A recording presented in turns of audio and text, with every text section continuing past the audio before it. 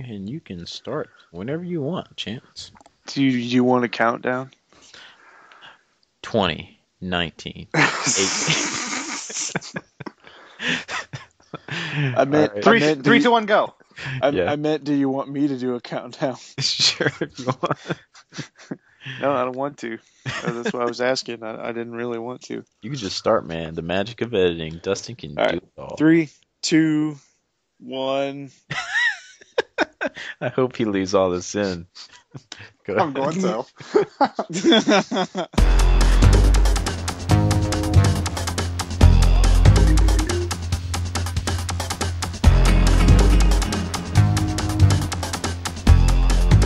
Alright, welcome back, you nerds and nerdettes. This is another gaming podcast, episode number 31. I am one of the douchebags, hosts, Doomwaves, Ooh. joined this evening by a one, Steven the Laggy Gamer. Hello, Steven. Hello. I think I forget how we did it, but I'll say that I'm King Douchebag, and our third co-host here, he can be the Lord Douchebag. I was like to be Lord. Yeah. I was like High Wizard Douchebag or something like that. that were you. High Wizard Douchebag. Yeah. Whatever. But hey, what's Hello, up, man? Steven. Not much. What's going on with you? I got my lemonade Crystal Light mix here, and I'm ready to go. This is probably going to make my mouth really parched now that I think about it, since it's lemonade. We'll see how it goes. The ultimate thirst quencher actually makes you more thirsty. Yes. This is science. Also joined this evening by a one, Dustin Christ. Hello, Dustin. Hi. How's everybody? Are you asking them or me? Did this just cut out? What the fuck? Are you asking the audience? You guys.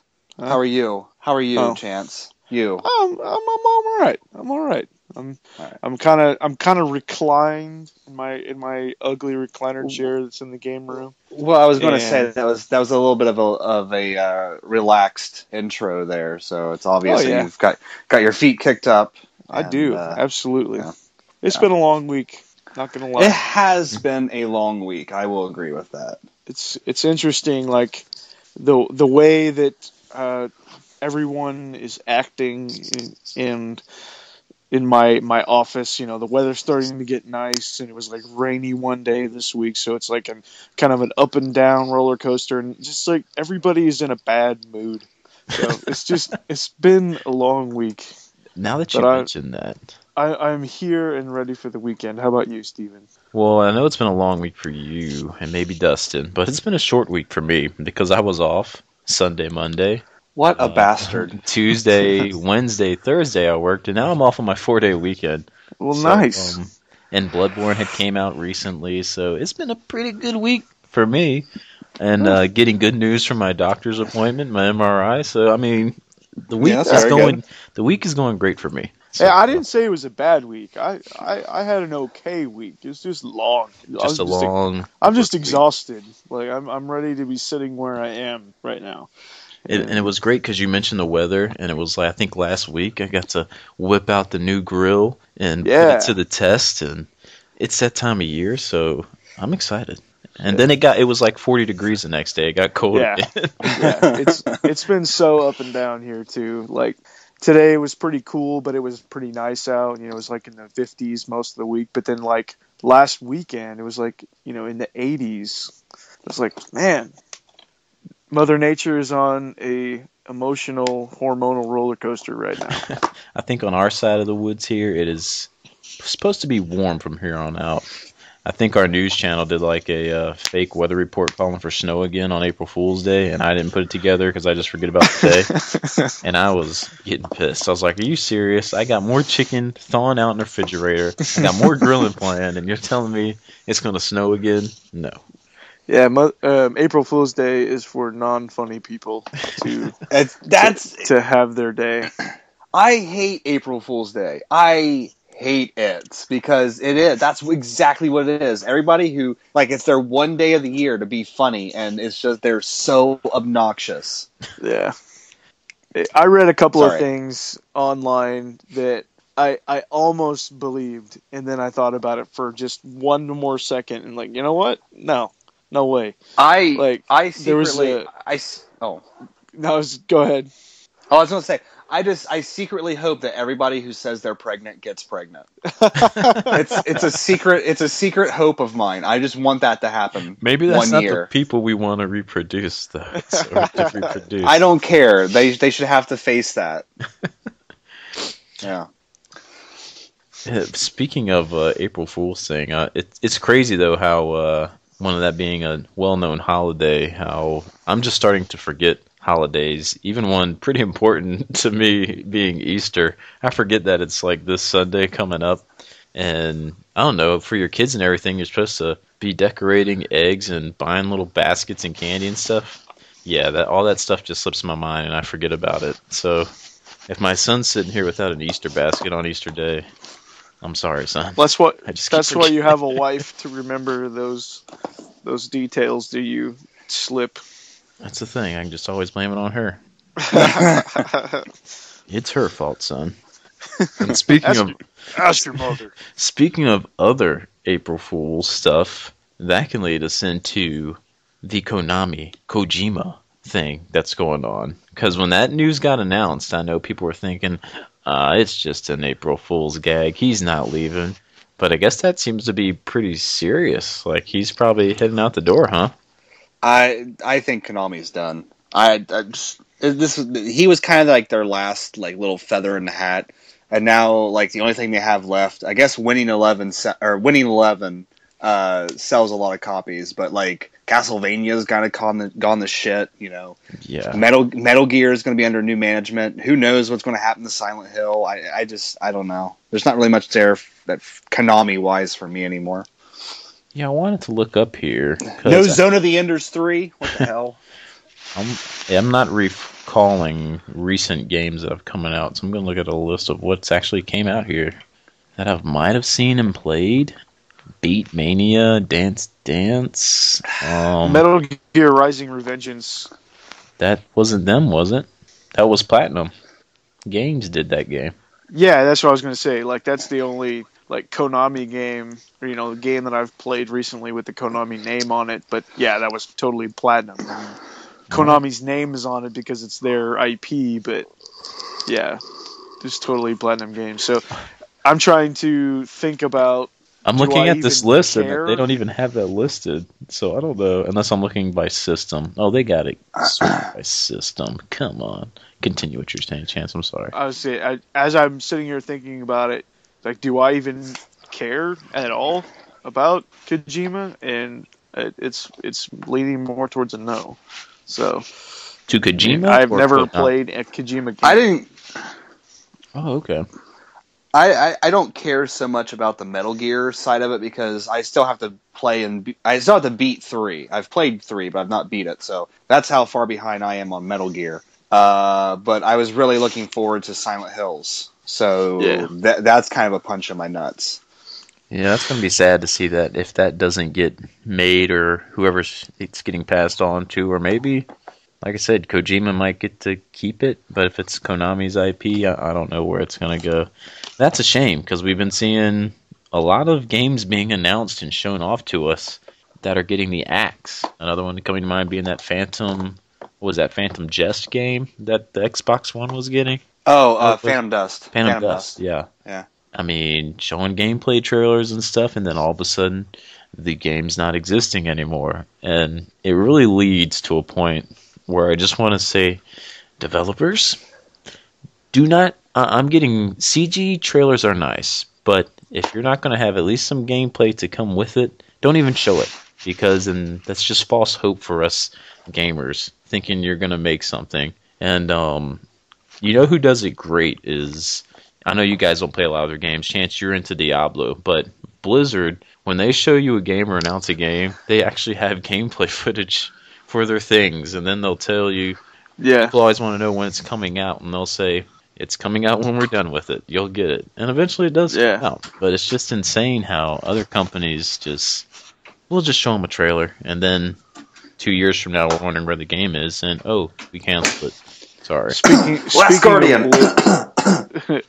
Speaking of Blizzard, I really hope that Overwatch comes to console, because that looks like a lot of fun. That game looks like a blast. I'm signed up for the beta. I haven't gotten an invite yet, but we'll see. I know Return of Mother Base, he signed up for it too, so we could try to get in and play together. But it does look like a blast, and it does look like a good game that'll cross over good to consoles, a la Team Fortress 2. I think that translated pretty well on the orange box.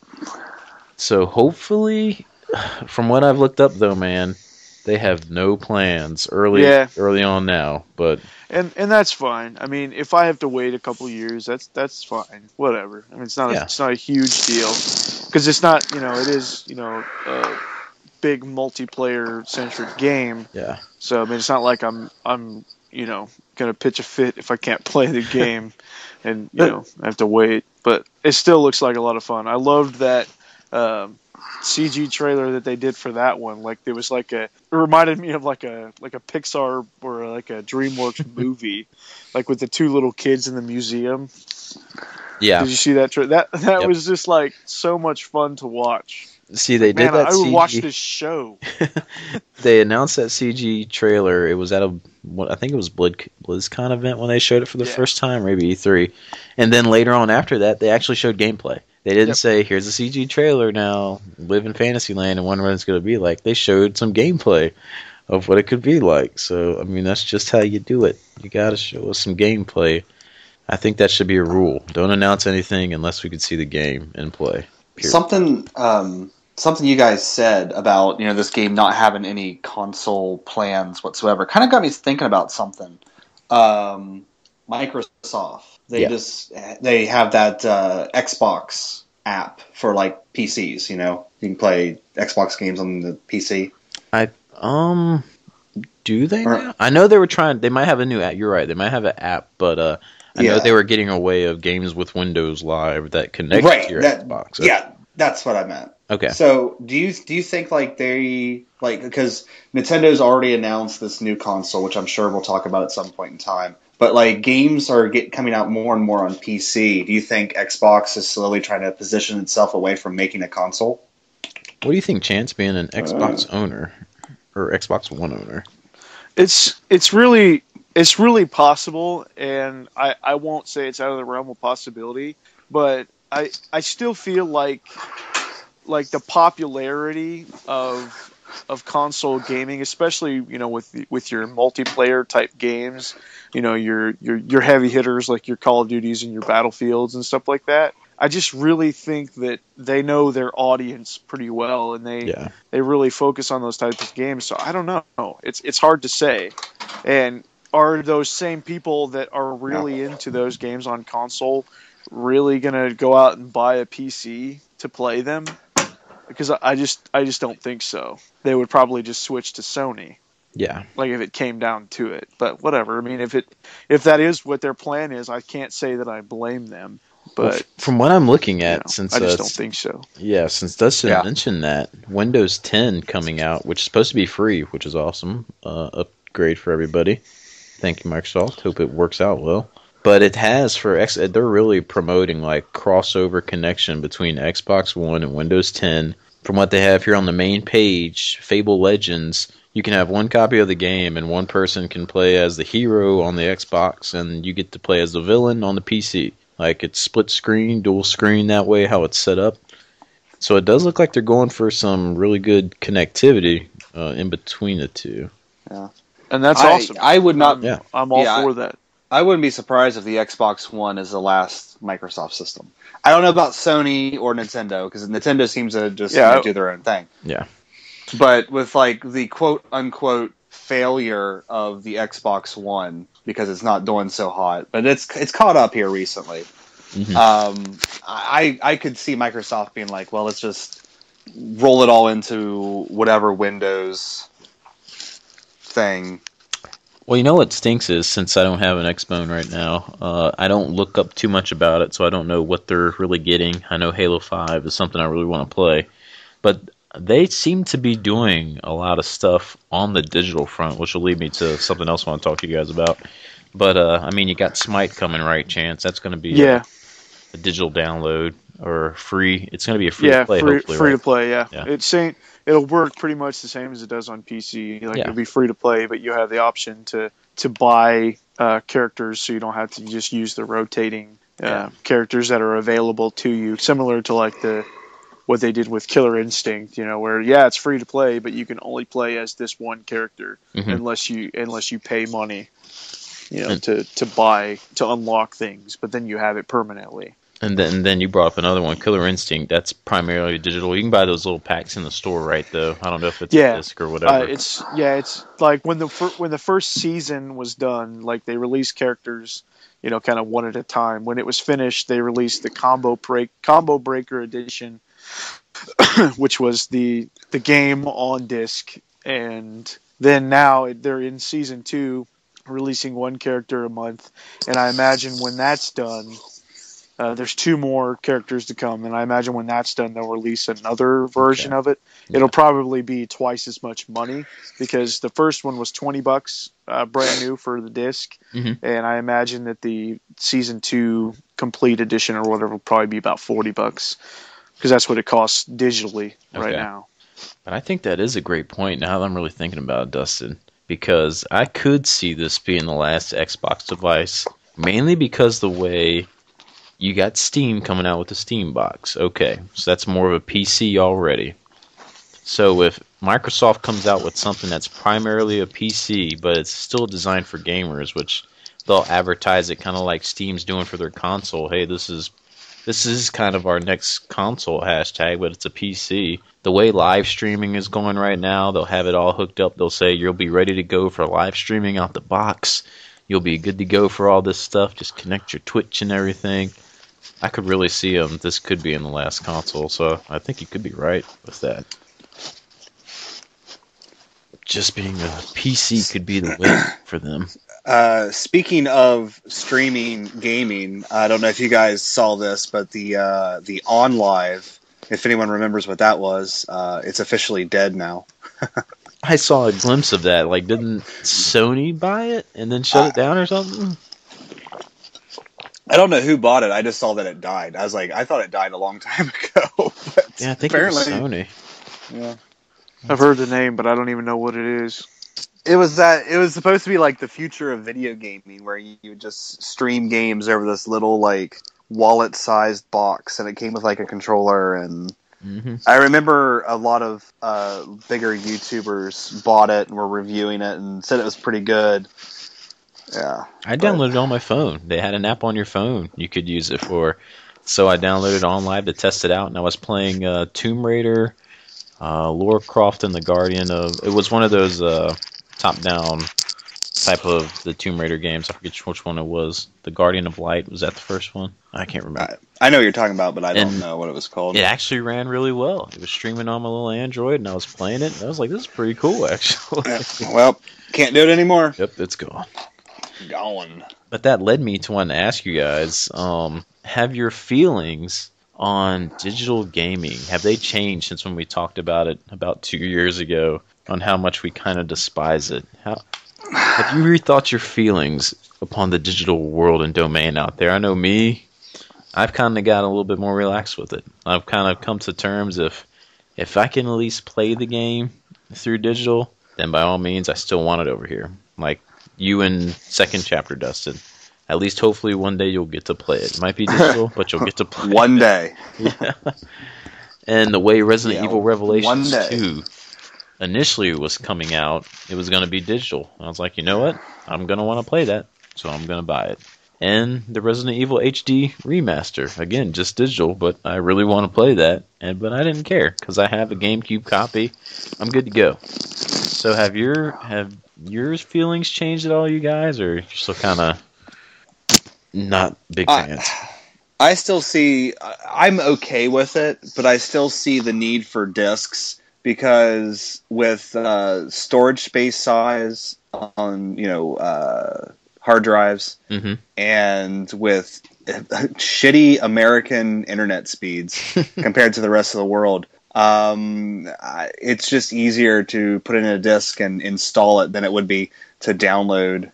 Because I don't remember how long it took to download 5 gigs of Final Fantasy 15, the demo. I don't remember exactly. I mean, it's at one point in time it said like 7 hours, but it didn't take that long. Yeah. But it's still, I don't think America's internet, and I'm just talking about America. We're not talking about Europe. You know, with their crazy high-speed internet.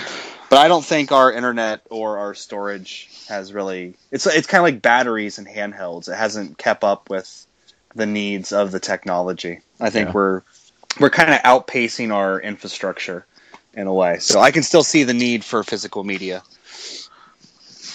What about you, Chance?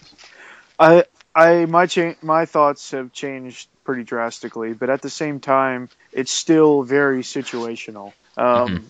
For instance, when they release games, I don't want to pay the same price for a digital copy that I do for a physical copy, and that's just a personal preference.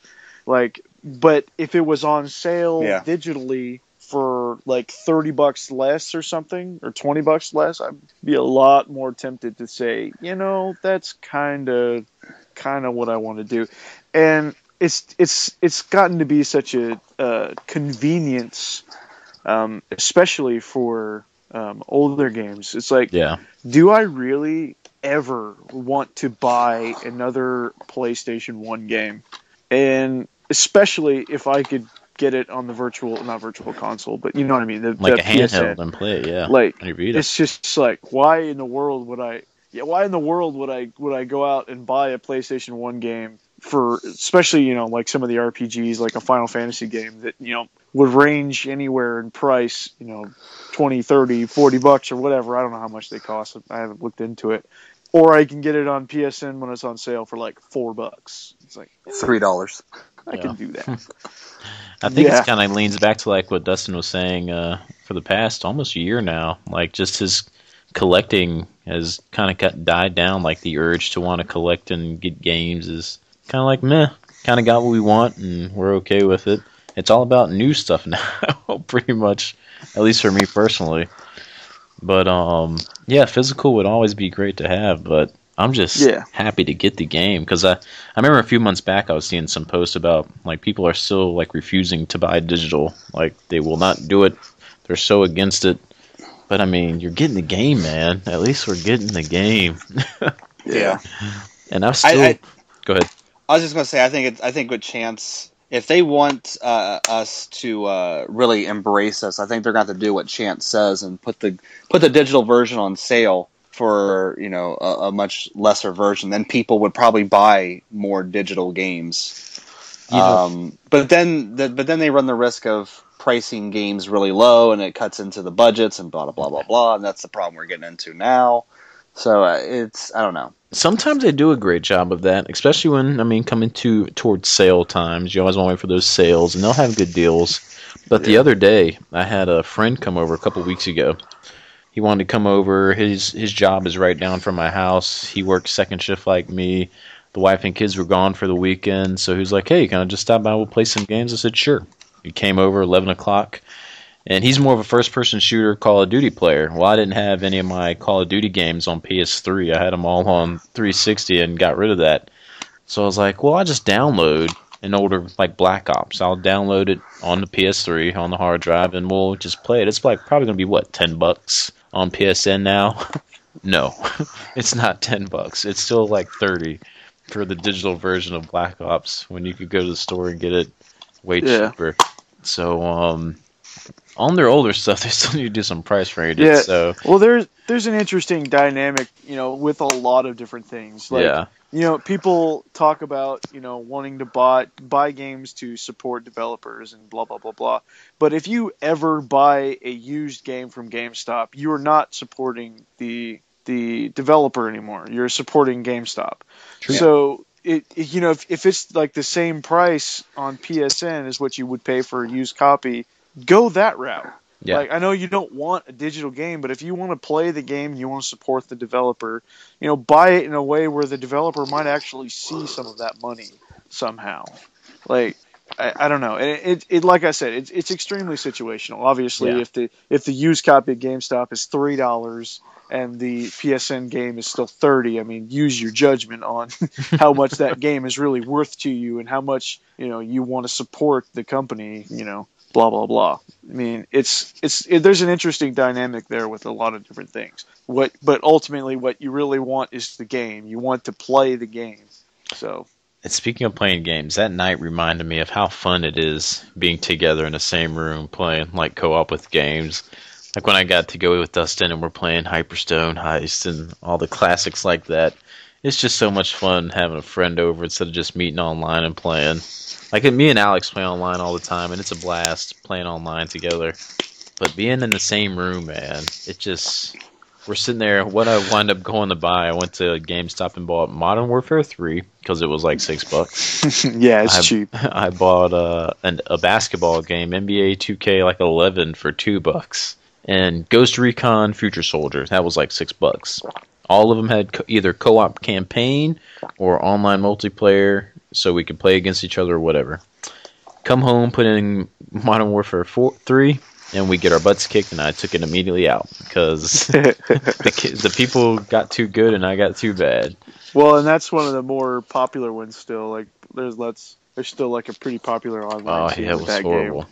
And then we put in the basketball game, and we could not play two players on one console with it.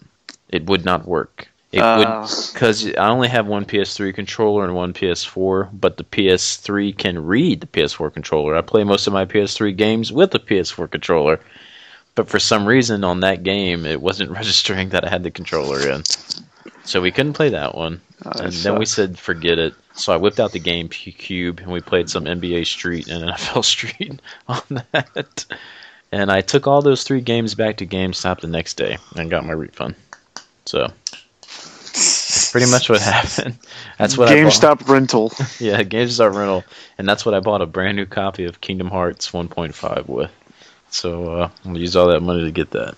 But it was so much fun, man. I know you got to experience Dustin with the Smash Brothers over at Ernie's. I don't know how often you get to go over there just hang out with them, but it's such a different experience just being in the same room.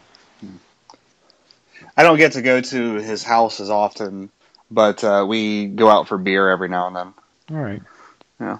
How about you and Hoss? Have y'all been hanging out lately, getting to do some gaming chance? I wish. I don't get to go over as much as I like either because he works swing shift and his days off are like in the middle of the week. So usually when he's available to hang out, I'm either tired or busy, and I don't know, it just doesn't work out. And it's funny because we hang out, like, I don't know, like maybe once a month, something like that. But we rarely play games when we hang out. We usually just sit there and yap. But do the Doom and Corruption Talkcast. Yeah. He built a fight stick. I know, man. That was crazy. A hitbox fight stick. And if you don't know what a hitbox fight stick is, it is a arcade controller meant for fighting games that doesn't have a joystick.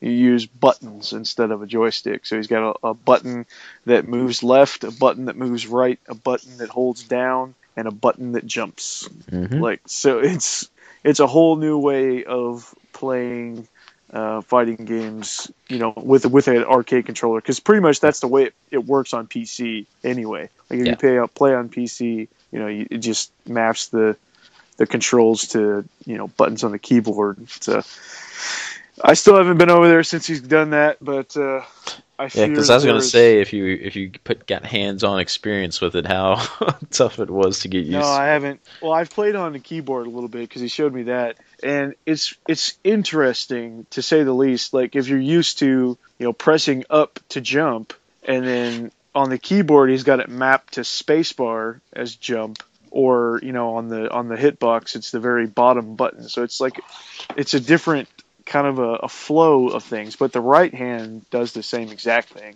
And the right hand is your punches and your kicks, so that's identical. But just wrapping your mind around pressing buttons instead of moving a joystick or a control pad, it's odd. and that's what he's used to, so it's cool. And I was waiting to see in his video a good combo display. He didn't quite give one, so Yeah. That's going to be up in the air to see if he can Well, pull him off still. I'll with be it. interested to see how he does against an actual person too. Yeah. Like this, because I've never seen it. Not saying I'm not talking myself up because he'll probably kick my ass, but it's it's different though. No matter what, no matter how much you play offline or in training mode, it is so different when you play against a real person because real people don't do what AI does. Like they don't. This doesn't happen. It's hard. It's hard to play against people, even if you're even if you think you are so much better because you've spent so much time training in offline and stuff. It's like nope, you aren't prepared. You finally perfect that like 7-hit combo offline, and then you get online and you can't hit it at all. You're like, why can't I do this? Nope. So well, you get ahead of yourself, or they just never meet the condition that the AI dummy did. Mm-hmm. So I can't wait to go over there and try it out and see for myself, but I just haven't made it over there because he has like Wednesdays off, Wednesdays and Thursdays, so it just hasn't worked out yet. And so today, Dustin, because we were online earlier playing a game, and you were supposed to get a copy of Bloodborne today. Did it come in or no? I haven't heard from Ernie, but I wouldn't be because he works swing shift too. So I mean, he's working all weekend, so I probably won't get it till Monday, which is fine because I still got to finish Dark Souls, so it's fine. Yeah. And which will lead me into because I wanna we can talk about games we've been playing recently later on and stuff still, but we had a Souls podcast that unfortunately got lost when I angrily did a power reset or factory reset on my computer. But Dustin here, if everyone hasn't noticed or hasn't checked out his channel, he recently beat Demon Souls and was going to give a break, before he dove into another Souls game. But you picked up Dark Souls sooner than I thought, man. Was there just something calling back to you to want to get back in the game? I wanted to make sure it wasn't a fluke. Okay. You know what I mean? Like I was like, well, because I enjoy Demon Souls, and there is subtle differences between Demon Souls and Dark Souls, and I wanted to make sure that because in my game discussion video, I was talking about eating crow and all that kind of stuff, and I wanted to make sure it wasn't a fluke. And it turns out I actually am still enjoying myself. So there you go. There you go. Now, when you say enjoyment, we're still not quite up there to like Bioshock enjoyment, right? You're just kind of still. No, it's not. It's not going to get anywhere. Look. Yeah, I'm enjoying the games, but it's not going to get anywhere near like Bioshock or anything like that. Push Okay. it here. Yeah. Yeah. Let's don't go there. Yeah. Because even though it is the best series going right now, I mean, okay, that's that. Well, you mean Bioshock? Sure, I'll give you that. That's not still going now. That's probably dead. That's true. And don't say that. No, but Chance, you kind of want it to be dead because it really. Just... Okay. I am. Go for it, okay. Chance. I am Let's do okay with its death, but I will never be happy that it's over. Yeah. I will never be happy that it's over. But what a way to go out, eh? Oh man, what a way! Let's go ahead and talk about it, because Chance, you have been on a Bioshock. You weren't done with your thought there. Didn't think. I'm done with my thought because we're in Bioshock now. We talk about it games we've been playing recently. Because almost every night now you're on a Bioshock game in your console. And playing through Bioshock 1 again, because what was, after playing through Infinite, you just kind of wanted to go back and go into 1 again, or what was the story behind that again? Well, if I'm being 100% honest, after beating Infinite, I wasn't sure if I remembered exactly what happens in Bioshock 1. Mm-hmm. So I wanted to revisit and kind of pick up on the things that I'm sure that I missed because of, when I played it the very first time, I didn't like it. And then playing it the second time when I actually finished the game, I know that there was parts I just kind of rushed through in the beginning of the game because I was playing them again. I was playing them a second time. It's like, okay, I know I have to shoot fire on this ice to get through this part of the game. And I got to go in here and press this button so that the smoke comes out and the bees go into their hives so I can collect the things from the beehives. And so there was like certain areas, that I just knew what I had to do. And so I wanted to go back and revisit Rapture, which is never a bad thing, and kind of pick up on subtleties. And it's so good that I'm doing that, because the game is incredible. It's just as incredible as I thought it was. And I love the little details that I pick up on, like what's his face, Xander Cohen, and how weird that guy is. But you get an even closer look at Cohen's character in the Burial at Sea. You do episode, yeah, episode 1. You get to see him up close, and before he was like completely crazy. I Have guess. you still done the book? Haven't read the book yet? I don't have. You get a really good story about him in there. He's like okay, well that's awesome, because I find myself like super intrigued by his character, and also this playthrough I decided to go full evil. Like, I don't know why. I just like, all right, I'm killing every little sister in this game. So, I can't push that button, man. Oh man, it was so hard. Long. It was so hard, but once you do it that first time, you're like, yeah.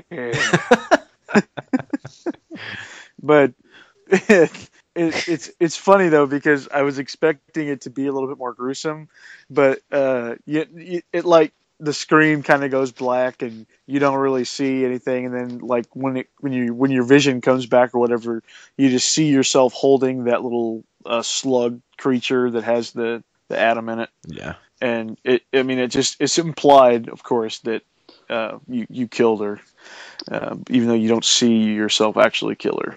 But it's funny though, because like after you've harvested all the little sisters, and you go to the machine, the atom or whatever, to get your abilities or whatever, it's like, I can buy everything right now. Yep. I don't have to conserve very much.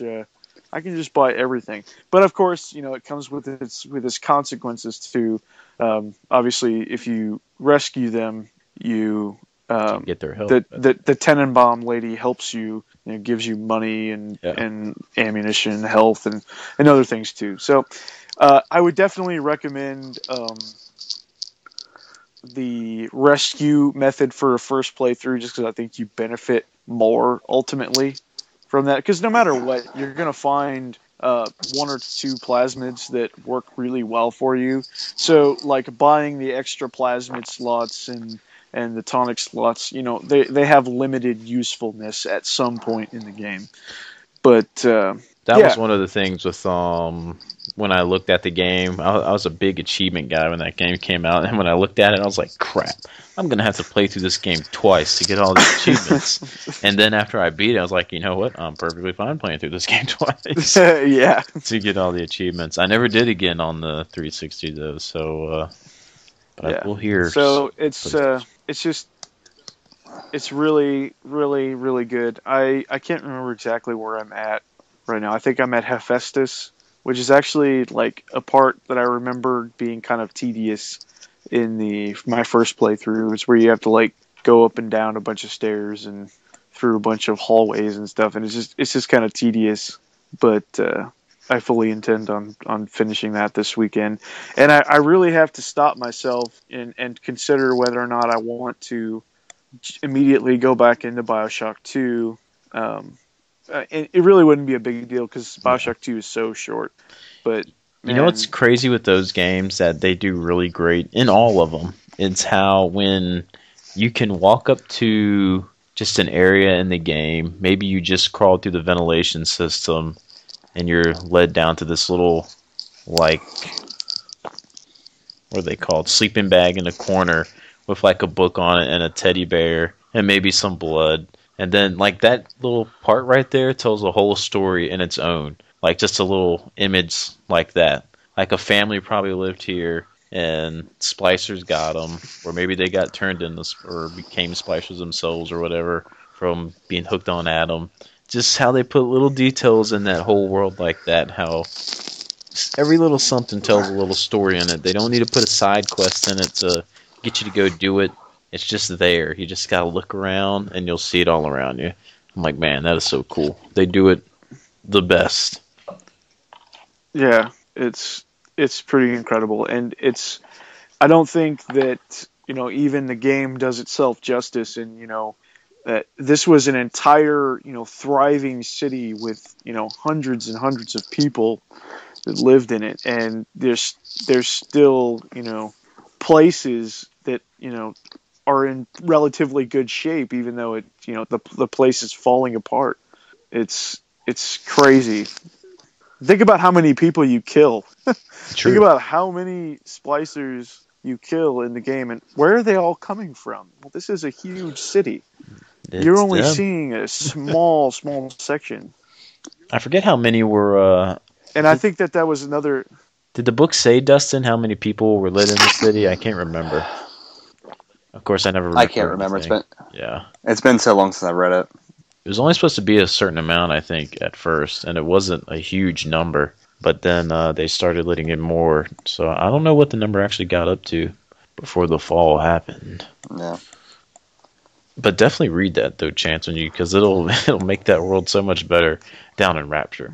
Now we were kind of all having a little mini debate between each other about which one kind of is taking the forefront in the series now. Dustin, you're kind of leaning more toward Infinite, you were saying, because that just kind of encompasses everything for you. Yeah, I think Infinite tells the better story. Like, I like Rapture more than Columbia, but I think the story of Booker and Elizabeth and Comstock, I think that's all more attention was paid to it than I think was paid to the Bioshock story. So you'll take that story over.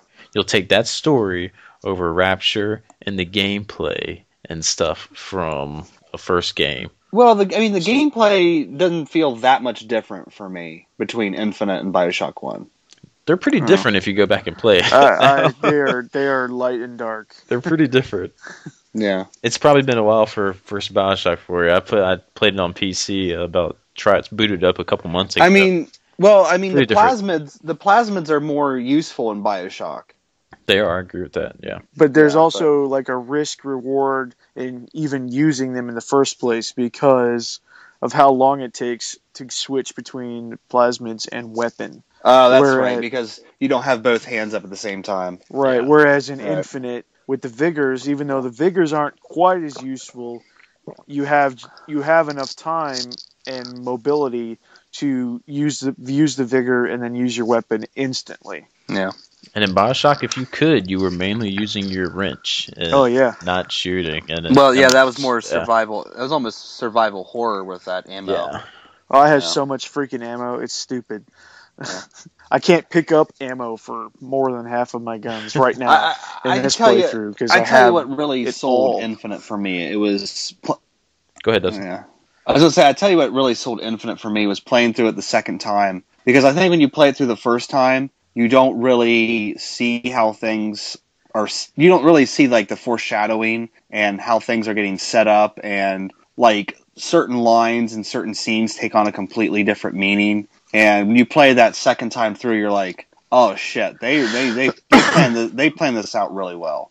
Dustin in that dance scene, he won't let it go. That dance scene. I will not let that, because it's the saddest scene in the entire game. I missed it. I didn't even dance with her. Wow. The only scene I think is sadder is when he travels to the future, like an alternate reality where Elizabeth has been indoctrinated. That's almost just as sad, but yeah. Cause me, on the other hand, I'm still leaning toward the first one. It's probably just pure nostalgia. Even though Chance brought something up with the characters, I do think Elizabeth and Booker are the best characters out of every game. Yeah. Hands down. They are the best ones. Because who you're playing, you're like a speechless person in the first one. So you can't get connected too much with that character. And the second one, same thing.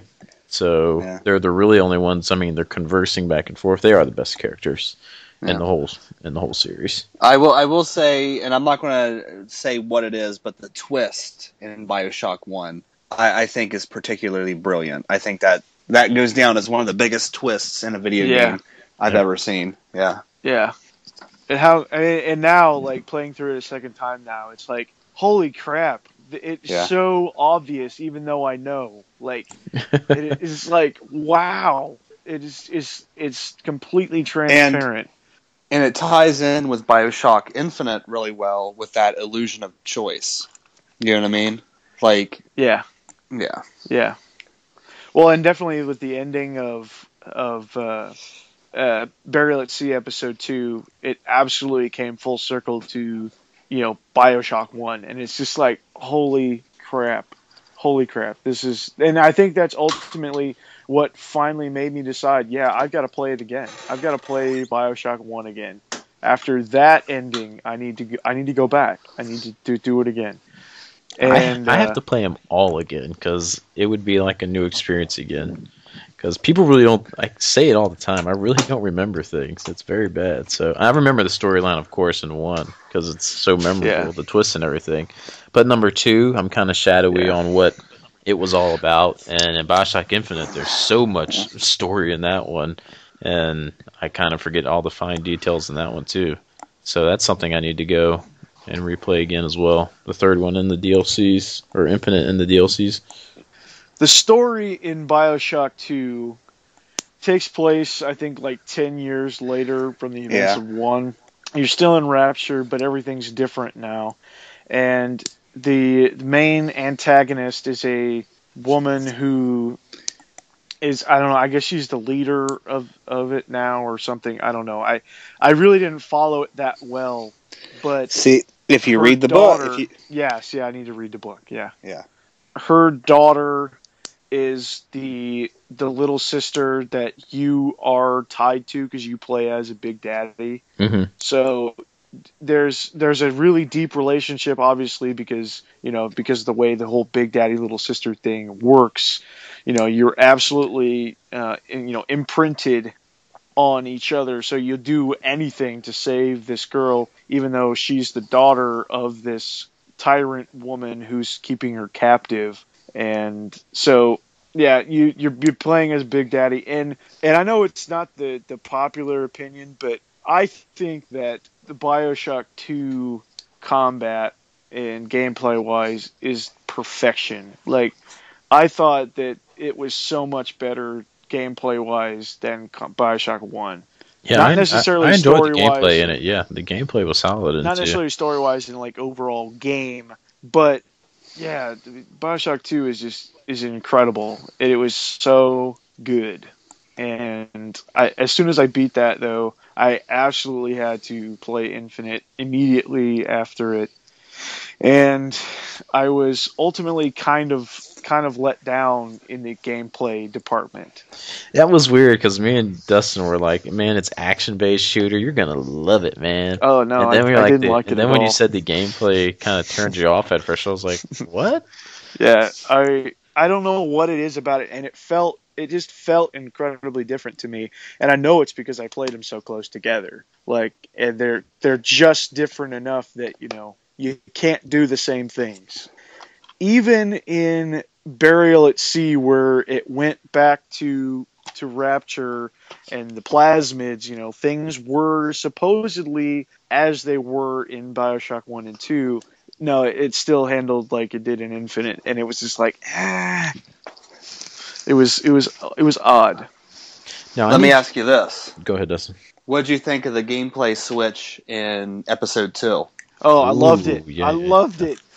I don't even like stealth games, but this was such a fresh, new perspective, and I loved it. And the thing of it is, it totally makes sense in that game. It makes me want, like, retroactively to have Bioshock 1 have that kind of, you know what I mean? Yeah. It just makes sense that game would be a stealth-based type of game. Yeah, well, I mean, it like you said, Elizabeth, you're playing as Elizabeth for the unfamiliar. You play as Elizabeth in episode 2. She's not as strong as Booker, so she can't do things quite the same way. So you rely heavily. You're not going to fight a Big Daddy. Elizabeth is not going to fight and probably live through a fight with the Big Daddy, given that she doesn't have her special ability that she has in Infinite, which we don't need to talk about necessarily if you haven't played Infinite. But I don't know. I loved how like the stealth kill thing and her the plasmids that she gets that give her like X-ray vision and shit like that. It was just like, yes, this is incredible. I have a question for you guys that you can try to help me with, because we found out in Infinite that there's pretty much just infinite worlds. What is but they pretty much all share the same similarities, kind of, sorta, in different ways. Like, Booker could be someone in a different world, or Elizabeth could be something else, I don't know. In what way do the little sisters translate into Infinite? You know what I mean? Well, am I making sense? Or yeah, I guess in a concept idea, Elizabeth would be the little sister, because she's the thing. She's what you're trying to protect. Especially if Songbird is essentially a Big Daddy. Right. Okay. But in terms of gameplay, there's no equivalent. I'm just trying to think, like, in the world, like, who they would have been, or what purpose they would have served. The little sisters are just they're harvesters girls that were implanted with these experimental slugs. Like, Elizabeth wasn't implanted with something. Elizabeth is just Elizabeth. So that's, I guess, the big difference there is that, neither one of them asked for it, but Elizabeth was born with it, and the little sisters were forced, were altered. It's like the difference between the Elizabeth and the Lutesses. The Lutesses had to build a machine to do what Elizabeth could do with her will. But she wasn't born with it, though. She didn't get it until after she got pulled through the rift, because her finger was in one world and her body was in another, so it allowed her to open tears. If they didn't see that that's what allowed her to open tears, was being pulled through. Yeah, because I thought the lieutenant. What came first, chicken or the egg? Chicken or the egg? I always assumed that the Lutesses had to have Elizabeth because they knew what she would be capable of without using any sort of machine, which is why they built the tower. Did they show any scenes of Elizabeth as a baby opening a tear? I can't remember. No. Time for a third playthrough. Did you finish it a second time? I didn't know you actually played through it all the way twice. No, but I got really far into it. I can't remember how far I got. I gotta say, there's so much more I could say about Infinite that I want to say, but I don't, for the sake of not wanting to just make this a Bioshock episode. Hey, it's our podcast. We do what we want, man. I was actually a little bit disappointed by the last stand in Infinite. Like, you're on top of the big airship and you're calling out orders to Songbird to destroy stuff, and that was cool. But then after that, it just starts. You start the sequence of events that lead to the end of the game. And that's just it. It's just over. And then I actually, like, when it got to the very end, I thought for a moment, that's it. Like, I loved it, but I was just like, man, that was quick. That happened so fast. I didn't know I was going to beat the game tonight. That sort of lack of almost like a final boss that I was missing. Even though Bioshock 2 didn't have a final boss either, it was pretty much the same kind of thing. You hold off all of these enemies, until the time is right to go jump on the submarine and float back up to the top. So, I was a little bit let down, but then when the music started playing in the ending credits, and I just lost my shit, and it was okay. And I didn't hear the Barbershop Quartet in the game. That was sad too. That you kind of missed that too, man. When they were singing on the. I'm telling you, like, when I started this game and I was kind of rushing through, I didn't like it. I wasn't immersed into the game for a while, and I don't know what moment that it was. I don't know what turned the tide, but man, I don't know. Well, because you're right. In the beginning, there's no connection with Elizabeth and stuff there yet. You're just there to help her. The relationship kind of grows and forms. Yeah. Game builds up. So yeah, makes sense. It's okay. And another character that I wish that you could get into the mind of Ken Levine and just ask just a little bit more is Daisy, and what you perceive, and Daisy's the Vox Populi woman. What you perceive as a crazy, war-crazed woman who's about to shoot this kid in the head in Infinite, and she dies. Elizabeth kills her. Sorry, spoiler. Elizabeth kills her, and then you think, all right, that was absolutely what needed to happen, crazy bitch, and you move on. Well, then in Infinite, or in Burial at Sea, you see that this scene with the Lutesses talking with Daisy, basically telling her that that's what she has to do. Yeah. She has to sacrifice herself and die. It's like you see it from this whole different perspective, and Elizabeth sees it from this different perspective too. And I don't know, it's kind of mind blowing. It is. And I wish that I could see just a little bit more of Daisy's story too, and the Lutesses in general. Yeah, they're the big mystery characters for me. I'd like to know more about them and their story. Do they even exist? Because I know that's out there too, if they're even real. that was me. I'm not convinced. Yeah, you're not the only one. That's a big thing. And then the whole Songbird thing. I know when me and Dustin did the original cast, that was one of the big things. Is Songbird really in Bioshock 1? Can you hear him? Did they ever come to a conclusion with that, or is that still kind of a... I think it's just some sound effect that's in the background that people are applying. They're retconning it to be Songbird. But then when in Burial it's probably a whale out there. Songbird there. Songbird comes in Burial at Sea. Songbird's death was one of the saddest things I ever saw. It's extremely sad, especially if people think it's a version of Booker. I'm in that camp. I am absolutely in that camp. And if it is, wasn't Booker in that scene too, though, or was that just Elizabeth there and not with Booker? No, Booker's the camp. It's when they first go to Rapture. Yeah. I'm sorry, y'all walked on each other. Sorry. Go ahead, Dustin. I was going to say, yeah, because Booker's the camera. You're watching the scene through Booker's eyes, so he's essentially watching a version of himself die. If you want to believe that to be true. He kills a version of himself by smashing his face into a bird bath earlier. That's true. So, I mean, spoilerific, of course, but, you got to think at any given time there's 3 or 4 different Bookers somewhere, because, at the end of the game you see 5 or 6 Elizabeths, so that's not hard to believe. Mm-hmm. So a lot of crazy stuff to wrap your head around with Infinite.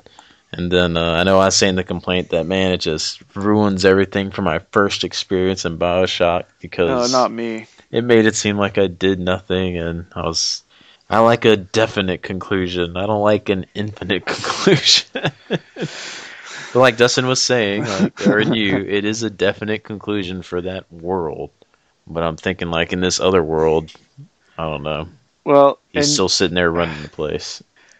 There's so many different theories, and I have several different that I could ponder. I think you guys mentioned in the last podcast, the Bioshock Infinite podcast thing, that the Lutesses are actually copies of themselves. There's a boy and a girl, but really they're the same person. They're not a married couple. They are what they are each themselves. Mm-hmm. And of course, I have the theory that they don't really exist.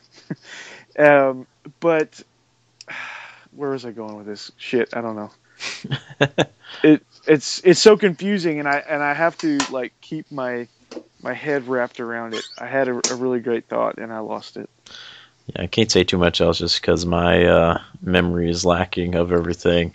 But I do remember, though, it was crazy. I was watching Twitch TV channel with a really huge Twitch streamer. He has over 450,000 followers.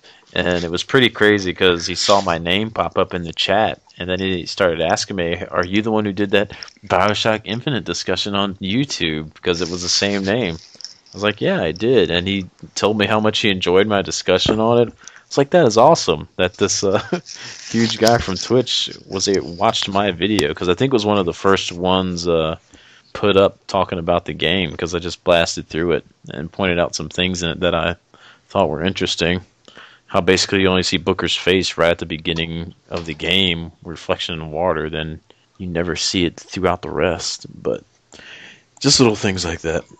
But Okay, I remembered where I was going. okay, go for it. So the Lutesses are allegedly, copies of themselves, right? So is there more of them, or is it just them two? Like, or in somewhere other parallel universe, are there infinite more of them, similar to how there are multiple Elizabeths?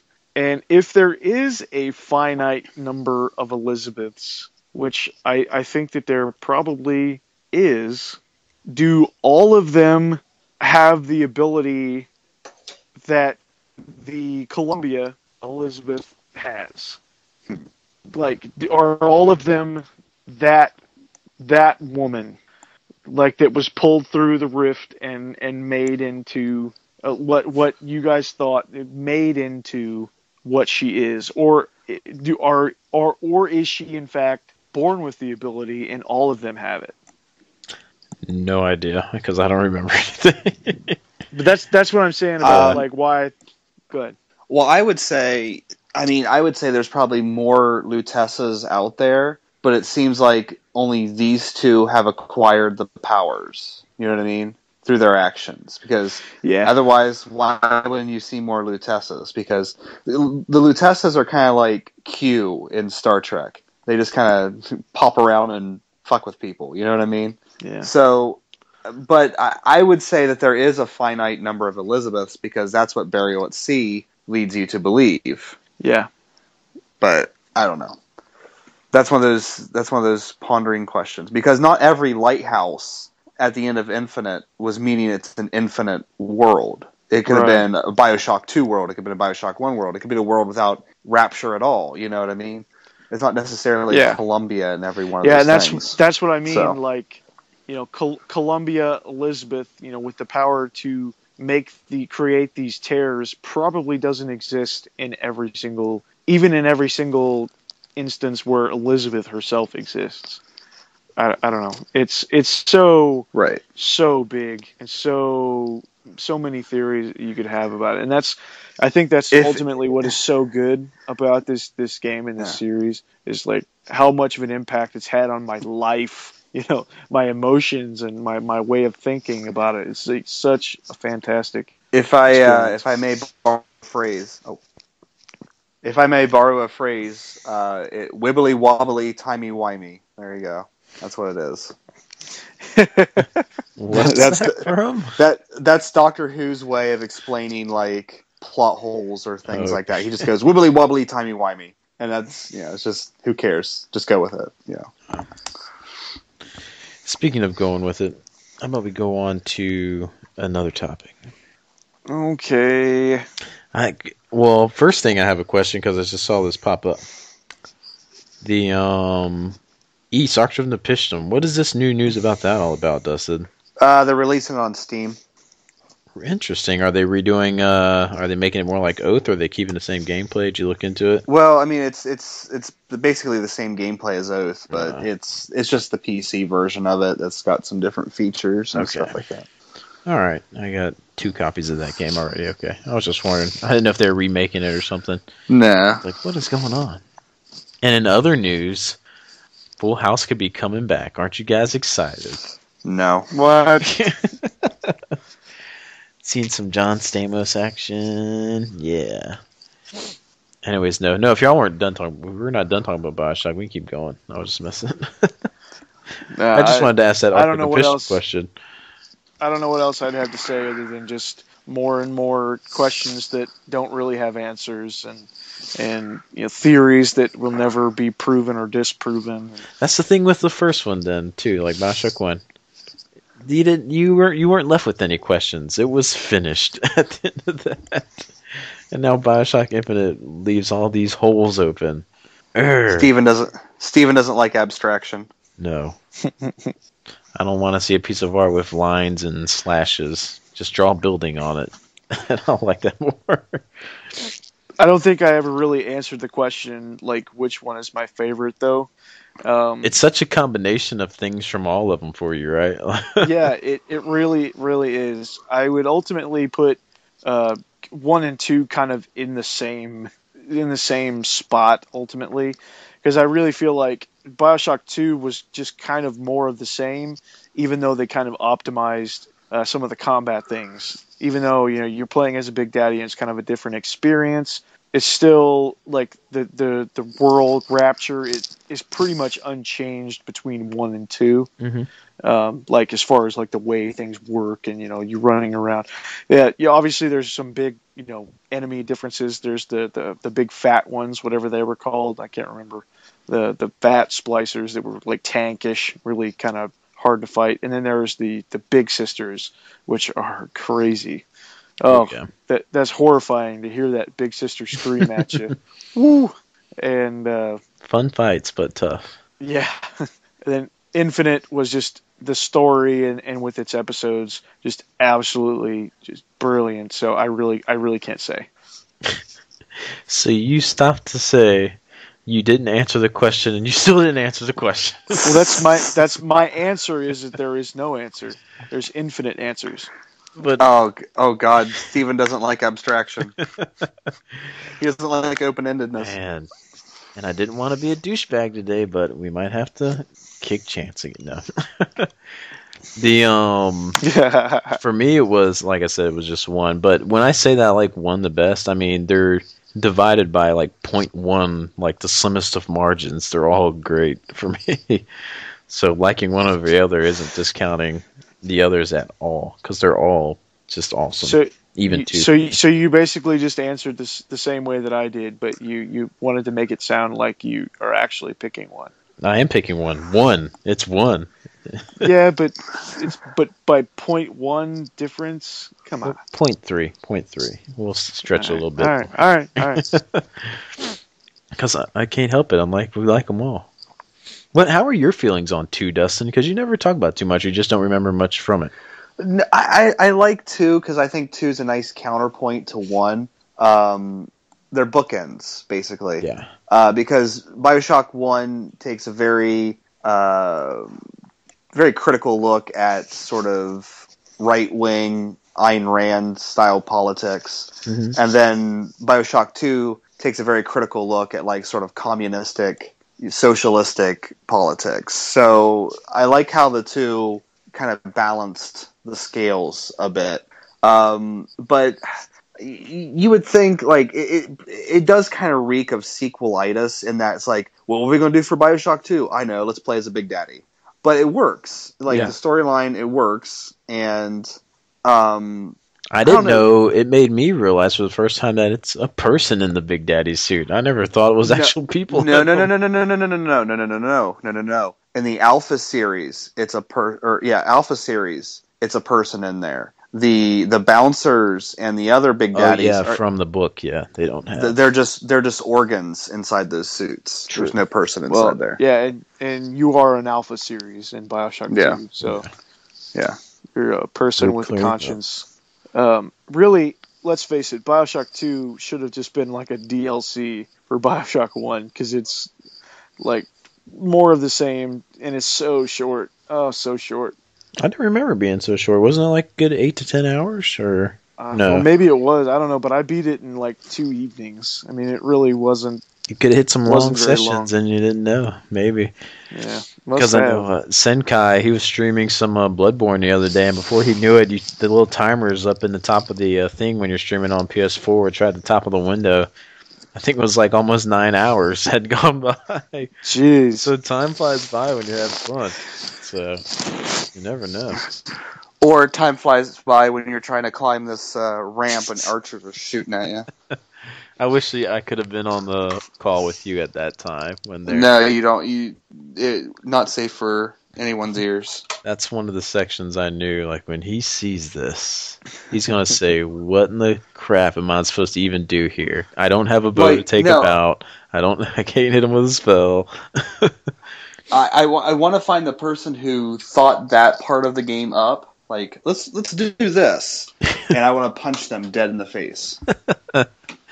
Do you make it all the way to the top and then get knocked off, or right at that first pillar you got to go around, you get shot off? There's been a few times at the pillar, and then there was one time when you get up to the top of the ramp, the left archer is supposed to be out of range. Mm-hmm. But somehow he hit me and knocked me off. Really? Oh, wow. Yeah, I don't know.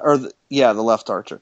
So, because you go towards the right to get to the bonfire.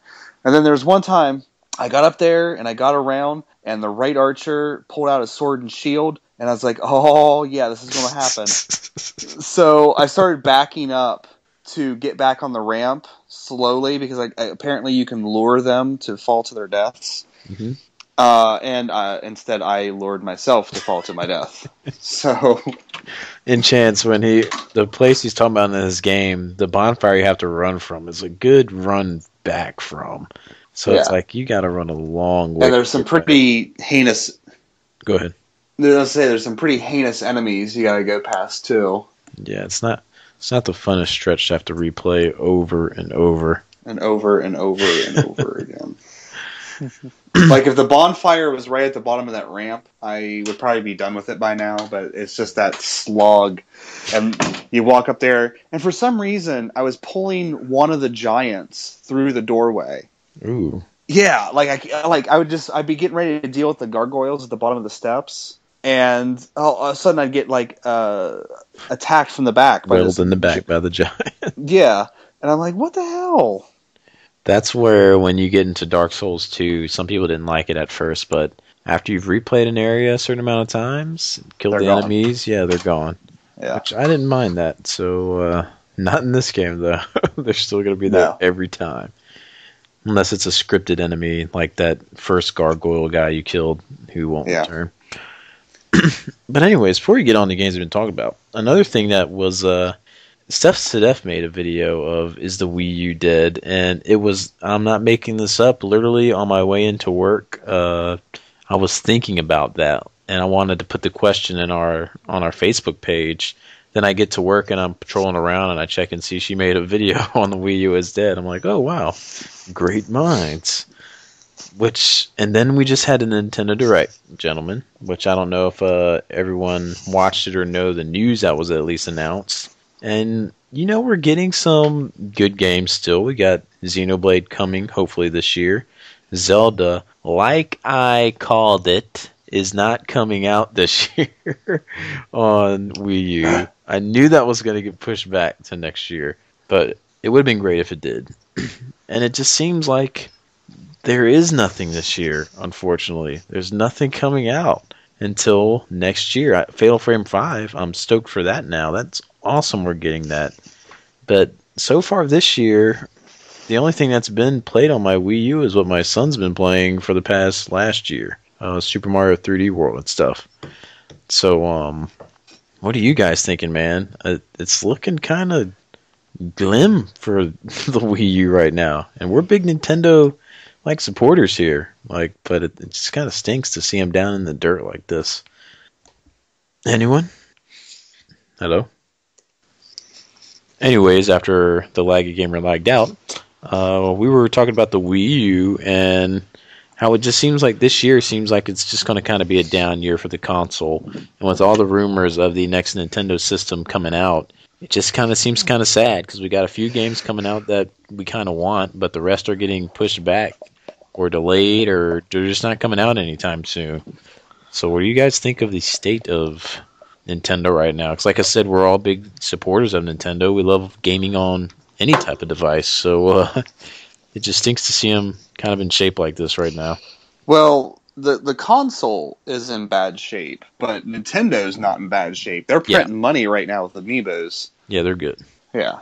But, I don't know. It's a console that I really like and really would have wished a better life for, but I mean, they're the only ones carrying it. So what are you going to do? You know. And I don't regret my purchase at all. I still got a good amount of games for it.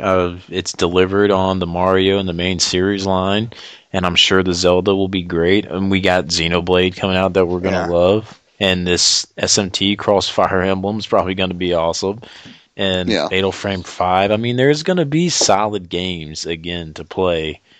Just like the Wii was. With all the shovelware that came out, there were still great games you can play on that. And it's going to have it. It just... It always seems like they take so long to get here to us. It's a bad thing. I think the reason why everyone's saying it's such a failure is because we have to wait for the games. But it goes back to that old saying, like, how many games does a console have to be a worthwhile purchase? You know? Yeah. And in a lot of ways, I think the Wii U has already made a worthwhile purchase. And, you know, like, for retro, when it becomes retro, I'm sure people will pick it up and pick up the games and you know, have one. But yeah, Chance, you were surprised with one last year, and what games do you actually own for it now besides Mario Kart 8? Well, I have Mario Kart 8, and I have the Super Mario Brothers U that came with it. Cool. And I have DuckTales? You got DuckTales on that? No, I played, that on PS3, yeah. PSN. Let's see. I have Smash Brothers still. I don't know why I kept it, but you did keep it? Oh wow! Yeah. I thought you were getting rid of it. Okay. Well, I still would like to, but yeah, I might have dropped the ball. We have a Sing It. Because Whitney really digs the karaoke. Yeah, Whitney's a singer. You're a singer yourself, so... Yeah, I'm just not into karaoke, though. Yeah. And then I have a game called Funky Barn, which I haven't even tried yet. It's like a similar to like a farm simulator type game, similar to like the Harvest Moons or like the Rune Factory games. But I haven't even tried it yet, and it was like so cheap. So would it be easy to assume That's all I have. would it be easy to assume that other than Sing It that might get popped in once in a while, that the Wii U might not be getting turned on too often in your home, I'm guessing. No, not really. But are you still? That's not to say that. Not to say that I don't love owning it and love having it, because Mario Kart 8 is such a fantastic game, and I still play it. Got the DLC from time coming to time. out. Yeah, oh man, and I'm actually really excited for that. Like, I honestly am pretty excited to play more Mario Kart. And I just haven't been in buying a lot of games, because there's still 2 or 3 heavy hitters that I don't own yet for the Wii U that I really want. I still don't have 3D World. I still don't have Bayonetta 2, and I still don't have Hyrule Warriors. Yeah, all 3 of which I really want to play, and I just haven't got them yet. I just haven't done it. That's true. I want Hyrule Warriors and Bayonetta 2 as well. But that's like, again, with the old Nintendo thing, the price just never comes down on those. No, that's exactly why I haven't bought them yet, because they're still like $55 a piece. And that's fine. That's fine, because I'm willing to pay that when I can.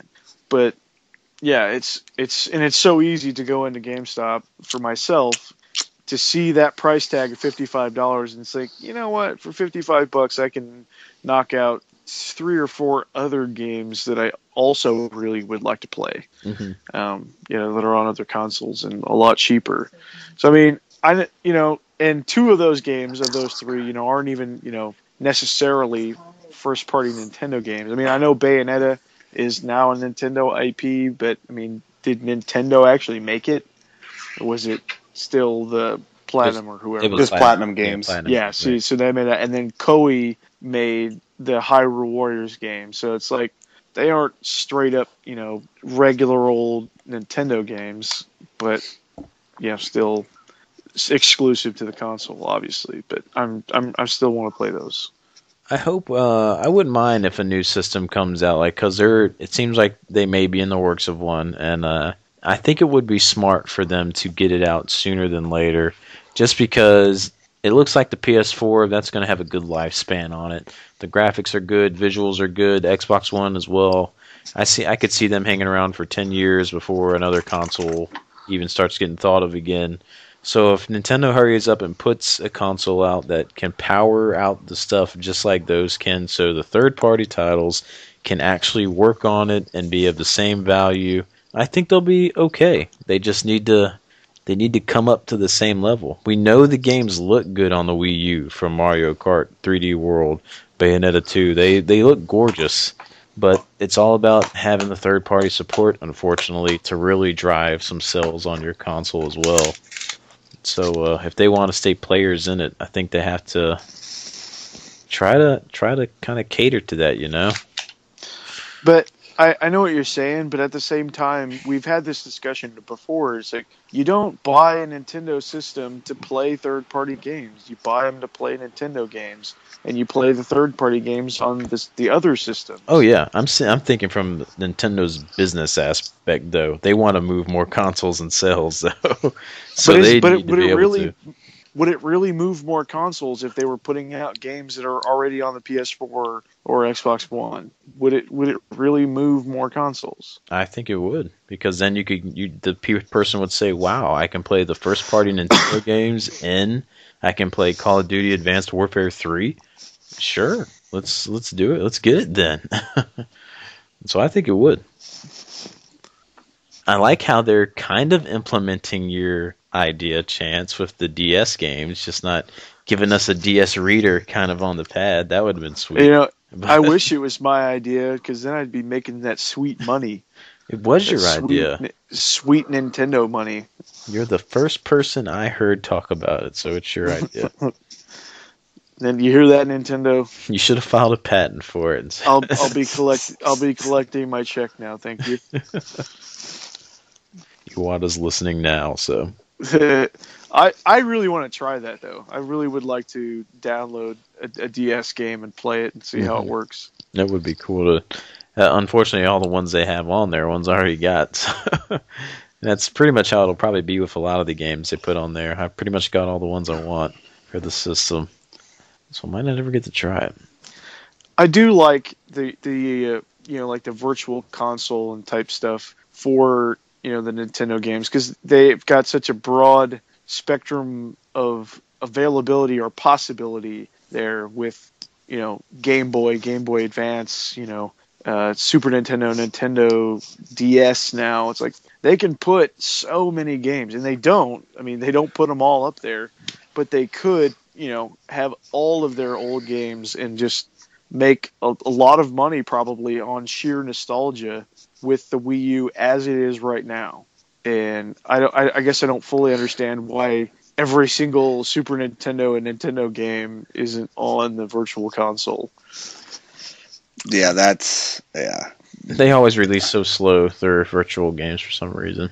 But yeah, that's what I'm saying. Like from a business perspective, why the hell don't they do that? No idea. But this led me to another question with Nintendo, and I know here we're like fans of everything, fans of multiple consoles, multiple games, multiple genres. I don't have any hate on any console. I wish I could own every single one of them, except an Atari. I don't really care about that. But I was just going to say that. Except that. I could care less about Atari. But I don't understand why there's still people who I can understand not being a fan of a console. I'm not a fan of Sony or Nintendo, but there are people out there who hate Nintendo or try to blast them anytime they can. If we're gamers, why are we trying to do that? We should be encouraging Nintendo, right? Come on, man. I don't know. I don't try to be a hater on things. I want them to be able to do good instead of fail. It's just that usual fanboy elitism. My stuff's better than yours, that kind of. There's something to be said for the making of a community here on YouTube, but it's a double-edged sword sometimes, because you start getting an echo chamber of people saying the same thing, and then it kind of turns into the bashing of things, and it is a weird thing, because you think we'd. Look, I'm a big Nintendo kid. I grew up with a Nintendo, but I still like my Sega stuff. You know what I mean? Yeah. Yeah. Hey, we've been recently accused of being bashers on all-gen gamers, and I'd like to very thoroughly clear the air that even though we joke around on here, I'm not a hater of or dislike any of those guys except one of them, and that's Gamester 81 because he's an idiot. And if I'm sorry if anyone does support some of the things he says and agrees with, whatever, you can do what you want to do. But he said some foolish things. I know everyone knows a little ways back that we kind of talked about, and he deserved the bashing he got for that. I'm sorry. Do we all agree on that? Yes. Can we at least agree? Yes. He deserved that bashing. When it comes to Mr. Heine, I'm a fan. I am sub to his channel. I still watch him. When it comes to Johnny Millennium, we all love Mr. Millennium. When it comes to Pete Dorr, I'm sub to him. Heck, he even named me after he was doing a Darkest Dungeon playthrough, and I was watching the stream on it, and he named me as one of the characters. I mean, come on. We have nothing but love there. And then I even watched Metal Jesus Rocks, and the only thing we ever bash him on is because he will recommend games that we know he didn't play. Other than that, the guy actually does some good, when his PC stuff and everything comes up, I really enjoy watching his stuff. His Gamer Eats, I actually enjoy watching that stuff too. Gamer Eats is the best. Yeah, so to bash us and saying we're just trashing people and throwing their names out, no, we don't do that. So just to clear that up, because I hate everyone. Yeah. Everyone, I hate you all. Everyone. But anyways, we love everyone around here except maybe Gamester. Other than that, except fans of Paper Mario Sticker Star. Yeah. Well, we can all fuck off. Then that's a given. We welcome them back with open arms. So you're back. Anyway, speaking of Paper Mario, stay strong, my brethren. What else have you guys played recently that haven't been Paper Mario? Let's go ahead and just get into games that we've been playing. And I know you talked about Bioshock already, Chance. Has there been anything else that's been on the radar other than some Bioshock? Just a little bit. Okay. I started Ys Celceta on the Vita. And I played for, I don't know, 3 or 4 hours, and it's amazing. It is such a good game. It is now my current favorite Ys game. Even though I've only played a few, I can say conclusively that this is the best one that I've played. I can't finish 7 right now, even though I want to, because my PSP is done now. It won't even read a UMD anymore. Oh, so the PSP is done. So unless I were to buy it on the Vita, which I think I can do, I'm not going to be able to finish 7 anytime soon. But I did start that and really enjoying it. I did put it down when I started kind of obsessing over Bioshock, I guess. And I haven't gone back to it. But yes, I played lots of Bioshock. Little bits here and there of other things. But the only other really thing that I'm playing right now is revisiting Pokemon Platinum, which I played when I first got a DS. I got a DSi XL. I can't remember exactly what year it was. It was probably... it was late. It was like 2009 or 2010. I can't remember. But it was the first DS game that I bought with my system, and I played it, and I played it, and played it, and played it. Got all the way to the end of the game, and then didn't finish it, and got rid of the DS, got rid of that game, a couple years ago, stupidly, and rebought it just last year, and am revisiting. Hi, Caitlin. This region, and it's proving to be one of my favorite Pokemon games. Actually, again, oh, wow. I've played it before, but man, I didn't realize how much I missed it. Like this was a great game, and I like it more so far. Even though I've already played it before. My second experience here, it's better than Pokemon X to me. Like Pokemon X was good, but I really felt like it was just really pretty, but there just wasn't a whole lot behind it, and I feel much more invested in my time in Platinum. So I'm like 7 hours into Platinum. 3 badges, and it's awesome. I love it. That's one of the more expensive ones to find right now, too. Yeah, it's the platinum is to diamond and pearl as yellow is to red and blue. Yeah. So it's often the more sought after one because it's it's more complete. Mhm. Like you didn't necessarily have to buy both of the other games to get like certain legendaries and things like that. This was like the complete version, or like a crystal. Crystal is much more expensive than gold or silver, and emerald's more expensive than ruby and sapphire. Blah blah blah. It's just that system that Nintendo had there of releasing 2 games at the same time, then waiting like a year or two, and then releasing a third game that was the definitive version. So platinum is that, and yeah, it's still $40 for a loose copy at GameStop, which is what I spent. Well, I guess I can go into mine then, since you kind of missed one that we both played recently here, Spec Ops: The Line. So we can go. Oh yeah, we can talk about that real quick. Well, I didn't include all of the games that I've beaten recently because I did I played and beat Thomas Was Alone and Limbo and some Pac-Man, Pac-Man and Brothers, Tale of Two Sons. Yeah, I beat several games kind of right in a row, and really short games, and I was kind of purposefully playing short games to kind of break up Bioshock a little bit, because that's what I really wanted to be playing. So I was like, well, I'll spend a little time in this really short game, and I'll beat it, and then I'll just play some more Bioshock and not feel so bad about it. Yeah. So, but Spec Ops: The Line, when Chance had mentioned he was playing it, so I was like, you know what? I have time to play a game before Bloodborne comes out, so that's a short one. So I will play it again because I had already beaten it before. I was like, I'll go ahead and play it again because you can make different decisions in that game. Yeah, kind of alter the ending and stuff. And for those who haven't played Spec Ops: The Line, bless you. Thank you. I had to sneeze. Sorry. For those who hadn't played it, it is a generic third-person shooter. Oh, shut up! It is not. With a great storyline, but the shooter aspect is still all the same. Third person, you can take cover, you can shoot things, throw bombs, switch out. You can only carry 2 type of weapons, right? In that game, you can either carry one main weapon and then a sub weapon. Okay. Yeah. But it can be like 2, like 2 a rifle and machine assault guns rifle, or a rifle and a shotgun or something like that. It doesn't have to be a primary and a sidearm. You can have 2 main weapons essentially, but just 2. Yeah. And the main thing with this game, like we said, is the story. Even though the gameplay handles really well, runs smooth, just a tad bit of slowdown when those sandstorms come in, but just a tad. But I was playing on PC, so it wasn't as bad as maybe on a console.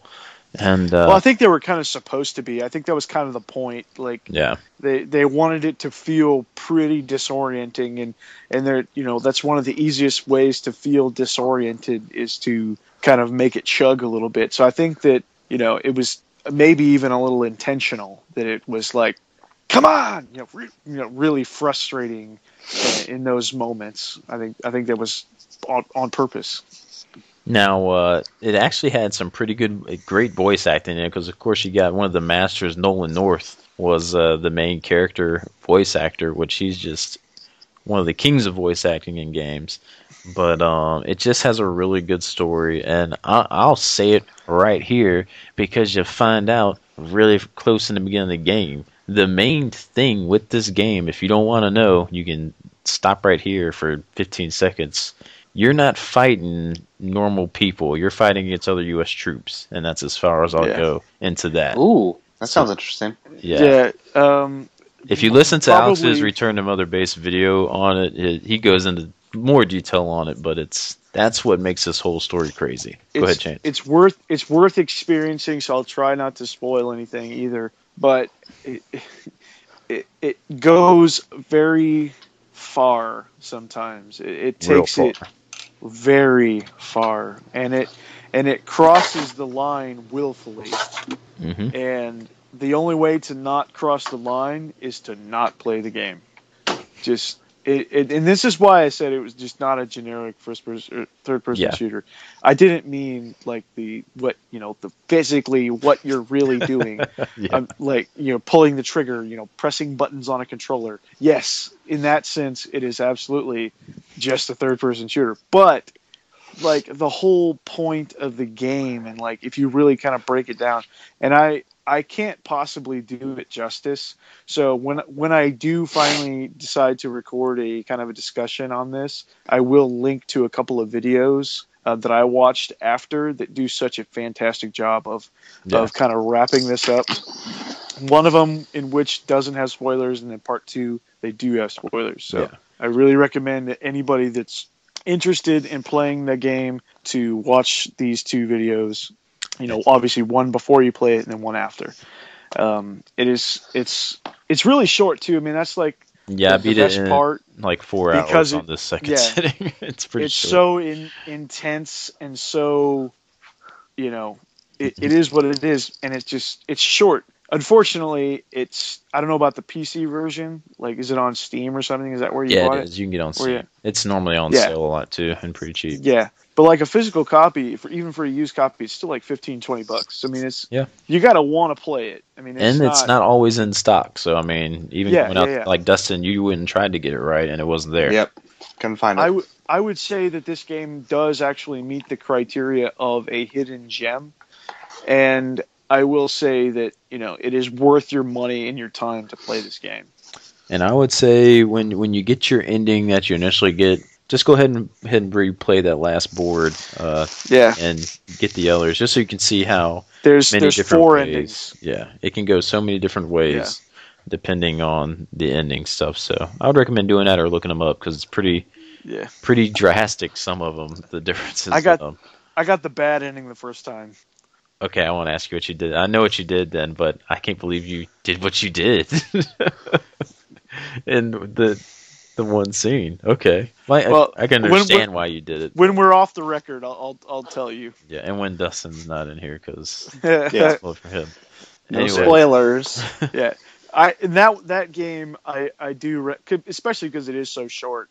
Yeah, I recommend trying to not spoil it for yourself because it's worth it to see what it has to say. Mm-hmm. But as far as the rest for me, it was just Spec Ops: The Line, and the other game that I actually have already beaten it, but still playing a lot of it is Bloodborne, the game of the year so far this year, hands down, because it's just an amazing game. I'm going to do a video on it, but I'm playing Dark Souls as well, along with Dustin over there, because I was going to be playing along in case he needed some help in any areas, but he's been doing a champ, which he'll probably tell you about here shortly on his own. And going back to Dark Souls today after playing Bloodborne is such a big difference, not just control-wise or handling-wise, but just visually too. And I thought Dark Souls was a beautiful world and beautiful area. Man, Bloodborne is just gorgeous. The Victorian setting, this Van Helsing vibe, werewolves and stuff. It's just an amazing game. The fast-paced combat is very welcome. I'm enjoying it, and I'm trying to juggle where it sits at between all the games now because I'm on such a hype and high from it. The only low part of the game is the kind of optional thing it has with Chalice Dungeons, which, again, they're just optional things you can run. They're not the main part of the game. Wish they could have done a little bit more work in those, or just put more work into the main game and forget those altogether. But, I mean, it was a solid adventure. I know you guys probably in the chat have seen everyone playing it so far just is amazed by how great it is. Senkai from Accident Gamers, it's his first Souls game kind of type thing he's ever tried, and he was hooked from beginning to end. He just, in a few sittings, he played through it himself that he was so hooked on it and fell in love with the series now. So I highly recommend Bloodborne, and even if you haven't played any of the Souls games, I'd say still give it a shot because it's a very fun system, very fun combat system in that game. I won't go into too much detail because it'll just take forever. And again, Dark Souls, I was put some hours into that today, me and Dustin both, and it's been cool going back and playing this game, how much slower it is than Bloodborne, and trying to get reacclimated with the combat because it is a lot slower and more tankier, even though I'm trying to do flipping and dodging style like I am in Bloodborne. Than that, from what I heard, like and you obviously you know 100% better than I do. Yeah. The Dark Souls and the Demon Souls type combat is more defensive, and like in Bloodborne, you're like rewarded for being more aggressive. Like Some will tell being some you. more aggressive and just going in for the attack quicker, whereas in Yeah. the Souls you would probably back off a little bit. Because in the Souls game, like Dustin's experiencing now, he might not have experienced that much in Demon Souls because you had a lot of healing. In Dark Souls, you only have limited healing. It can only go so far sometimes, so you have to be careful.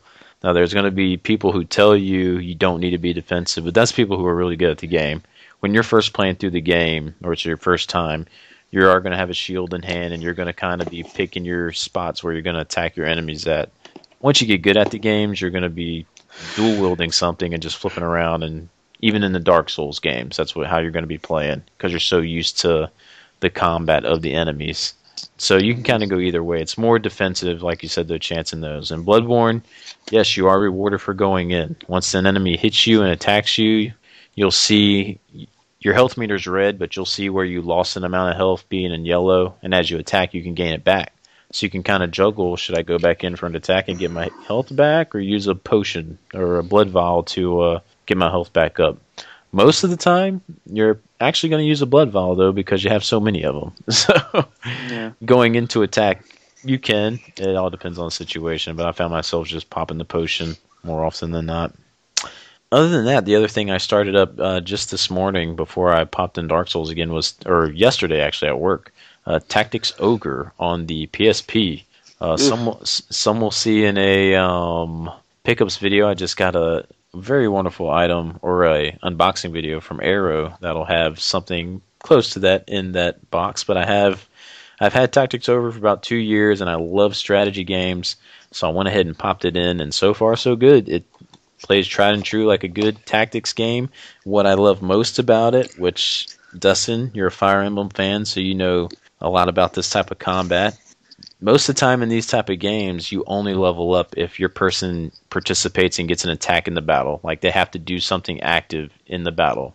Correct, Dustin? In Fire Emblem, if you don't attack something or heal somebody, that person's not going to get an experience in that game.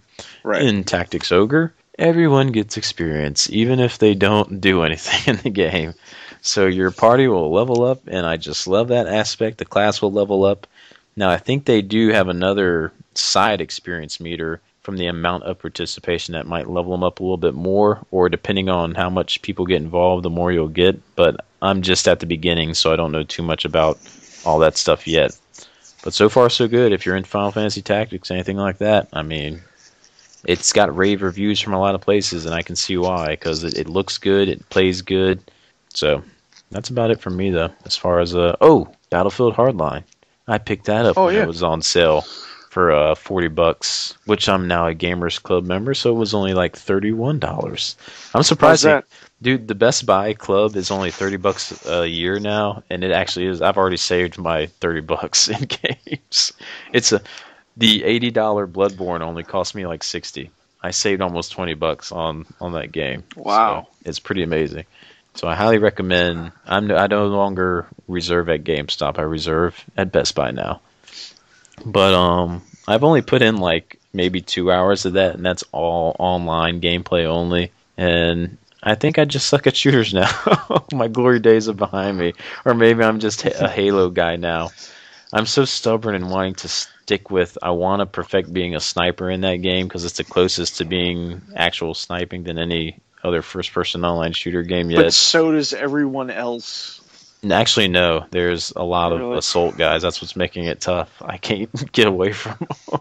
Well, I think that's what makes Hardline slightly more attractive, because I'm not really a Battlefield guy. I'm just not as into it. But if I was, I would probably like Hardline more, because it seems like a little bit more kind of balls to the wall. It's got some fun game types. Yeah, it's got some great game types, like money grab. You're trying to gather money and taking it back to your stronghold where the cops are trying to stop you. And it's got some pretty fun games in it. So it's been fun, though, from what I played. That might be what I play after we get off of here, so we'll see. Other than that, I'm done. Dustin, you can wrap us up. Well, I guess there really hasn't been a lot, to be honest with you. because I've been playing some kind of bigger games, I guess. Started Majora's Mask, and I really like the game, but it's the same thing that happens to every Zelda game. Oh, wait. I'm sorry. I have to stop you, Dustin. Because Alex will kill me if I don't mention what we did. We finally beat Diablo Reaper of Souls on hardcore mode. There you go, Alex. Just so everyone knows, we did it. Now continue, Dustin. Sorry. I know it would have hurt something. Why didn't you mention it? We beat that. Anyways. Yeah. Anyway, like with most Zelda games, I get about halfway through it, and then I take like a big break from it. Right. And so I'm waiting to get back to that, which will probably be once I get done with Dark Souls, which that's what I'm doing now. And much like Demon Souls, I'm getting addicted to it, but now I'm getting to that really frustrating part in Honor Londo, and it's just I just had to rage quit today and just put it up and go do something else because I was just getting too frustrated with it. But I can already tell you that like Dark Souls has a much prettier color palette than Demon Souls does. A lot more interesting vistas to see. So the exploration of the game is a lot more addicting because you can see some really awesome sights in there. And but yeah, Souls is not going to be I'm not going to be like everyone else. And it's going to be my favorite series, but I am enjoying it. So for those of you out there, take your victory where you can get it. And for anyone interested, are you guys still even there? Yeah. Okay. There will be a special bonus clip at the end of this episode from where you get to hear a little bit of Dustin and how he reacts to things in Dark Souls today. At the end of this podcast, it's pretty entertaining. They got to hear it. We're going to try to play it live, but of course, technical difficulties. So just stay tuned to the end. Just make sure you send it to me on the drive. Oh yeah, I'll send. And what else? Oh, I played Type 0. And, Type 0.